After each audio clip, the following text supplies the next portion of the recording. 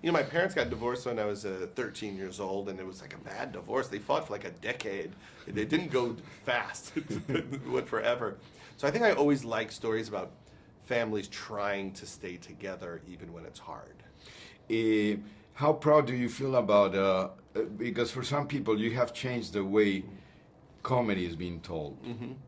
And in a way you're pioneering. Do you agree with that, or is it too much? Or I don't think it's that I'm changing it. I think I'm trying to make movies that are in the vein of movies that I like Terms of Endearment or Diner or Fast Times at Ridgemont High. There, you know, certain filmmakers like James Cameron and not James Cameron, James Brooks. I like James Cameron. James Cameron. He's funny as well. True Lies is funny. In Barry Levinson and Cameron Crowe, people like that, who I want to make movies in the style they do, which is there's a lot of comedy and drama, and I push that. Bringing your family into the story, did it complicated your life or made it easier? The girls were wonderful, by the way.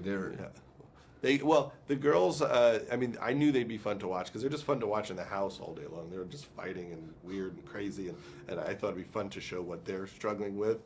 And for me and Leslie, I mean, it was hard work, but it prevented us from having a fight for about 3 months while we shot the movie because we thought, we can't fight, we got work to do. Like, what if we get in a bad fight and don't want to go to work together the next day? So it contained us. So do you think that turning 40 is like a turning point in our lives? I think so. I think a lot of times people think of it as the halfway mark. Soon maybe it'll be the 1/3 of the way mark. And so you do look at it like, how am I doing? Is this all working out? Is there anything I should fix? So it's a little bit like New Year's resolutions or something.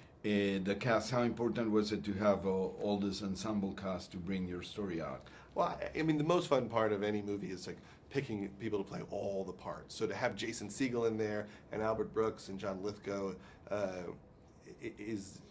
it's what makes the world of the movie so alive and funny.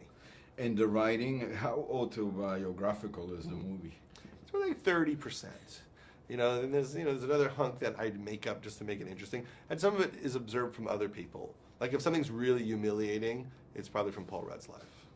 Really? I'm going to tell him that. So how do you feel about the financial aspects of your films? They do really well. Mm-hmm. So Hollywood is treating you well because you're bringing... Yeah, I mean, I want the movies to do well enough that I can make movies and people don't feel the need to, intrude too much. I mean, you do get freedom based on whether or not you're succeeding. And I have a great relationship with Universal. They've been very supportive of me growing, too. Like, they do encourage me to try new things. They're not trying to keep me in a box. Do you think, Judd, that through comedy we can do social criticism and get a message out without being, like a preacher?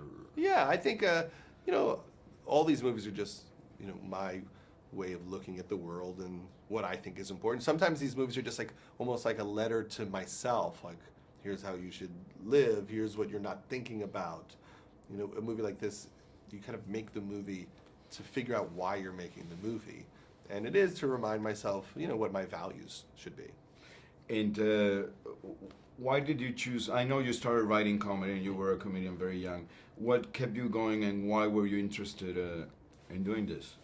I mean, it might be because I was an angry little kid, and I liked comedians. You're blaming your parents. I blame my parents, yeah, and I liked comedians because they kind of told everybody off. They stuck up for the little guy. They attacked power, and I always liked that. In the writing process, how is it too isolating for you? How does it work? Because directing is a collective process, and then you're Well, I have to disappear for a year, and it usually takes me like 6 months to write half of it, and then I don't write for 3 months and think about it, and then I'll try to finish it in like a week or two, and then rewrite it for the next 3 or 4 months, and then I'm ready to shoot. Comedy is a very wonderful genre, but in a way is not recognized by the Hollywood Academy. Why do you think is that? It may be because there's no sense of giant spectacle to it. It's not like it takes place in the 1800s. Or there are no magical creatures in it. It's just people talking. And it might be people take for granted how hard it is to understand how to do the drama and make people laugh. A lot of dramas would be much harder to make if you had to add laughs also.